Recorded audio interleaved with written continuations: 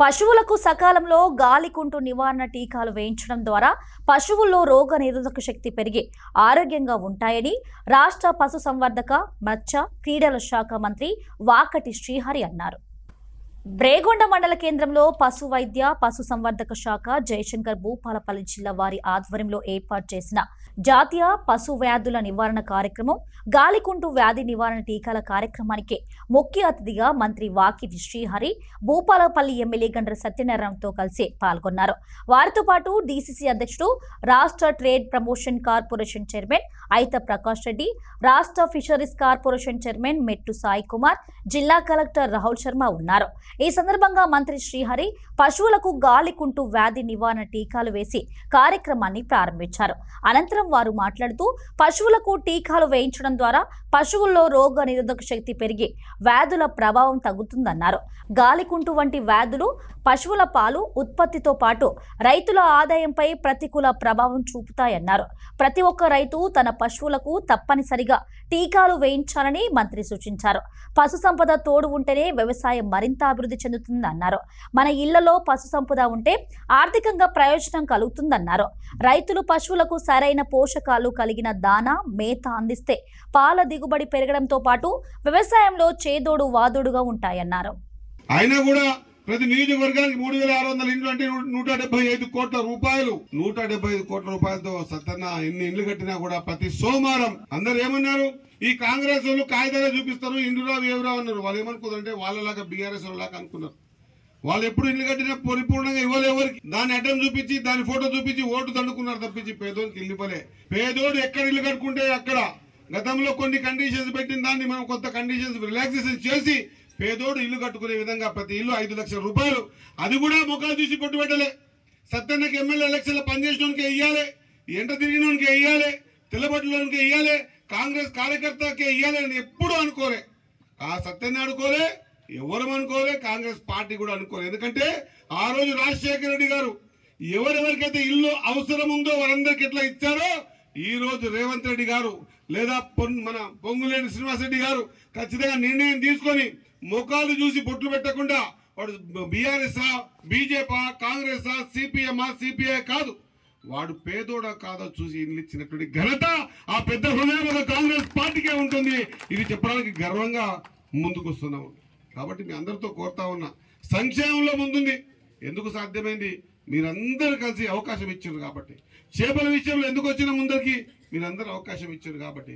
ఏదో గాలికుంట వ్యాధుల ద్వారా ఈ పశు సంపదను మనం నిలబెట్టుకునే పరిస్థితి ఎందుకు వచ్చిందంటే ప్రభుత్వానికి ఆలోచన ఉంది కాబట్టి. ఖచ్చితంగా ఇంకా 2-3 ఏళ్లలో గాలికుంట వ్యాధి అనేది తెలంగాణలో ఉండని ఇది రాసి పెట్టుకోవాల్సిన అవసరం ఉన్నది. కాబట్టి సోదరులారా, ముఖ్యంగా రైతు సోదరులారా, ఖచ్చితంగా ఏ విధంగా అయితే మనకు మన వ్యవసాయం ఏ విధంగా ఉందో ఆ విధంగా పాడి పరిశ్రమ కూడా ఉండాల్సిన అవసరం ఉంది.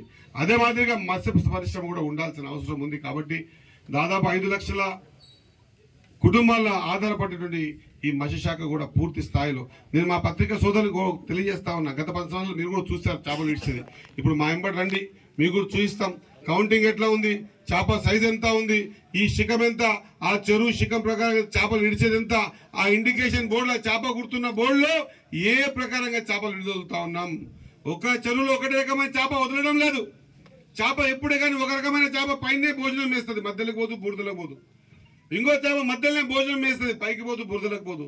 ఇంకో చేప బురదలనే ఉంటుంది, పైకి రాదు, మధ్యానికి రాదు.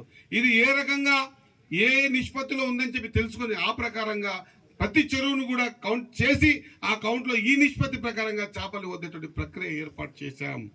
కాబట్టి మీ సోదరులను ఒక్కసారి ఆలోచన చేయాలి. ఇది మీ ప్రభుత్వం. కొంత ఇబ్బందులు ఉండొచ్చు, ఎందుకంటే 10 సంవత్సరాలు ఆర్థికంగా ఇబ్బంది పడ్డాం. ఇప్పుడు కొంత ఇబ్బంది ఉండొచ్చు పరిగెత్తడానికి, కానీ ఖచ్చితంగా మీరు పరిగెత్తాల్సిందే.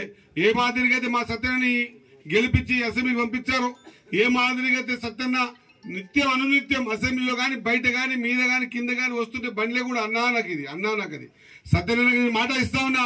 అన్నా, నువ్వు అడిగిన గ్రౌండ్లు కానివ్వండి, నువ్వు అడిగిన స్టేడియాలు కానివ్వండి, లేదా మేము పశు సంపద మీద ఒక పాలసీ తీసుకొస్తున్నాం ఆ పాలసీలో కానివ్వండి, లేదా నాకున్నటువంటి పాడి పరిశ్రమలో కానివ్వండి, ఏ సబ్జెక్టులోనైనా 5 శాఖలలో ఖచ్చితంగా నీ నియోజకవర్గానికి అందరికంటే ఎక్కువ ఇచ్చేటువంటి బాధ్యత నేను తీసుకుంటాను తెలియజేస్తా ఉన్నా. నీలాంటి వాళ్ళు కావాలా, నా హయాంలోనే నా నియోజకవర్గంలో ఏదైనా చేయాలనేటువంటి తపనున్న ఎమ్మెల్యే ఉన్నప్పుడు మాత్రమే ఆ నియోజకవర్గం బాగుపడుతుంది. ఏదో గెలిచినప్పుడు పట్టణంలో వ్యాపారాలు చేసుకున్నాం, లేదా సెటిల్మెంట్ చేసుకున్నాం, 4 దుడ్లు వెనకేసుకున్నాం అని కాదు. అసెంబ్లీ లోపలైనా అదే మాట, అసెంబ్లీ బయటైనా అదే మాట. ఎక్కడ మాట్లాడినా అన్న నా నియోజకవర్గం, నా నియోజకవర్గం, నా నియోజకవర్గం, నా నియోజకవర్గం, నా భూపాలపల్లి అన్న, నీదే భూపాలపల్లి, నువ్వేం చింత చేయదు. ఇక్కడ యువకులు అందరూ కూడా, వ్యవసాయదారులందరూ కూడా ఆలోచన చేస్తా ఉన్నారు నీ కష్టాన్ని. కాబట్టి ఖచ్చితంగా మీరందరూ కలిసి మీకు అడిగింది అంతా ఇస్తా ఉన్నా. ఈ రోజు స్టేడియం అడిగినారు, ఓకే అంటున్నా. ఖచ్చితంగా ఇంకా ఇండోర్ స్టేడియం కూడా ఇవ్వడానికి నేను సిద్ధంగా ఉన్నా. ఇంకా మా అన్న మండలం హెడ్ క్వార్టర్లో ఒక్కొక్క పశు వైద్యశాలను ఖచ్చితంగా ఈ వేదిక ద్వారా మొత్తం వేయలేకపోయినా 2 పశు వైద్యశాలను మంజూరు చేస్తా ఉన్నా.